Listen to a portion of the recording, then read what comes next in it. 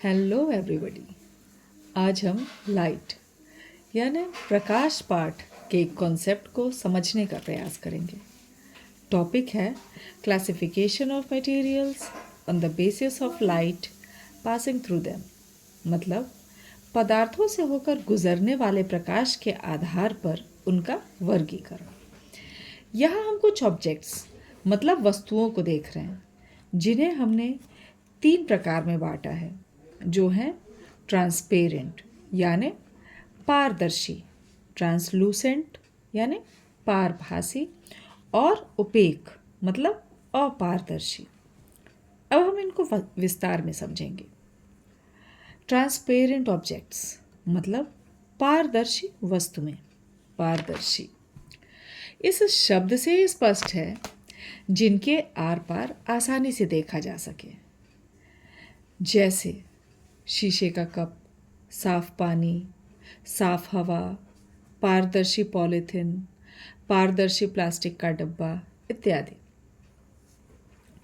यहाँ इस स्लाइड में कुछ वस्तुएं दिखाई गई हैं जिनके आर पार हम आसानी से देख पा रहे हैं। हमारा चश्मा पारदर्शी का बहुत ही अच्छा उदाहरण है। क्या होता अगर हवा पारदर्शी नहीं होती? हमें कुछ भी आसानी से नहीं दिखता, हम कुछ भी नहीं देख पाते। इस स्लाइड में हम देख पा रहे हैं कि एक तरफ पारदर्शी वस्तुओं में कुछ सामान रखा है जो हमें बाहर से ही दिख रहा है। इनका प्रयोग हम रसोई घर में करते हैं, जिसमें हम बाहर से ही पता लगा पाते हैं कि इन डब्बों में क्या रखा है। घर में पारदर्शी वस्तुओं का प्रयोग सजावट के लिए भी करते हैं।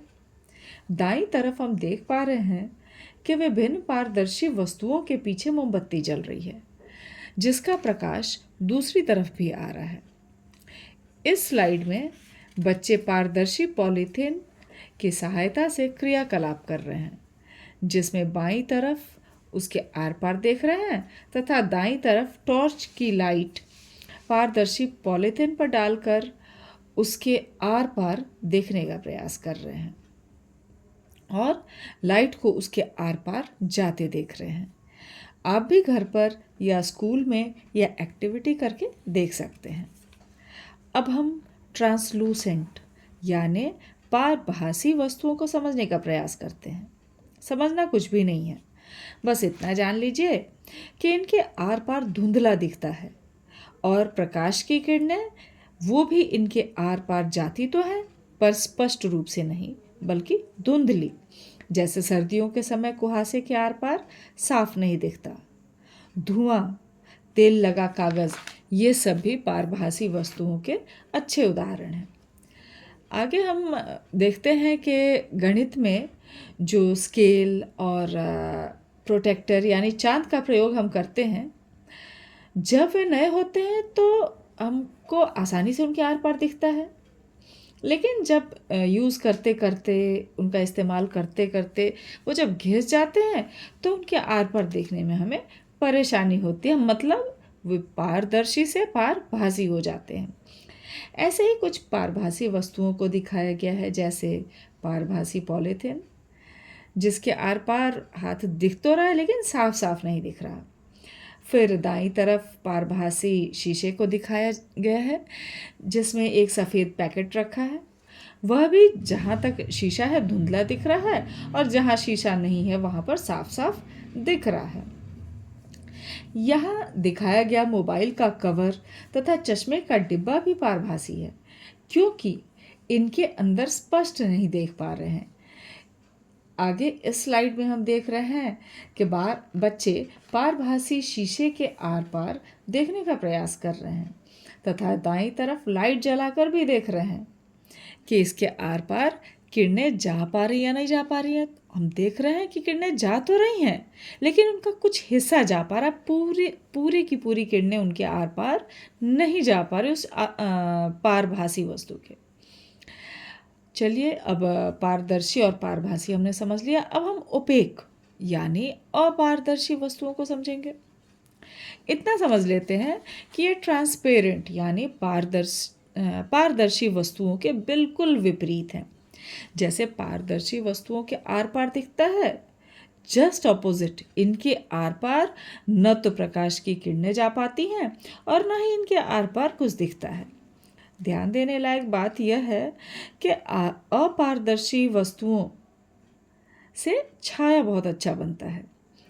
इनके उदाहरण हैं स्टील का डब्बा, लकड़ी की वस्तुएं जैसे हमारे घर में बने दरवाजे, खिड़कियां इत्यादि, आपकी किताब, आपको सामने दिखाया गया लैपटॉप इत्यादि। इस स्लाइड में हम देख रहे हैं कि बच्चे अपारदर्शी वस्तुओं के आर पार देखने का प्रयास कर रहे हैं। जहाँ पर बाईं ओर हमें दिख रहा है कि एक बच्ची अपारदर्शी प्लास्टिक के शीट के पार देखने का प्रयास कर रही है, वहीं दाईं ओर हम देखते हैं कि एक लकड़ी के टुकड़े को लेकर बच्चे उस पर लाइट जला रहे हैं और देख रहे हैं कि क्या लाइट उसके आर पार जा पा रहा है। आपको क्या लगता है, क्या वे उसके आर पार देख पाएंगे या प्रकाश आर पार हो पाएगा? आगे आपको अपारदर्शी मतलब ओपेक ऑब्जेक्ट्स में कुछ उदाहरण दिखाए गए हैं, जैसे पर्स, बॉडी लोशन का डब्बा, वाटर बॉटल और किताब। तो हमने जाना कि पारदर्शी के आर पार प्रकाश की किरणें भी जाएंगी और हम देख भी पाएंगे। पारभासी से होकर प्रकाश की किरणें भी धुंधली जाएंगी और हमें दिखता भी धुंधला ही है। और अपारदर्शी के आर पार न तो किरणें जाएंगी और न ही हम देख पाएंगे। अब अपनी समझ को चेक करिए और इस स्लाइड में दिखाए गए वस्तुओं को पारदर्शी, पारभासी तथा अपारदर्शी में वर्गीकृत करिए।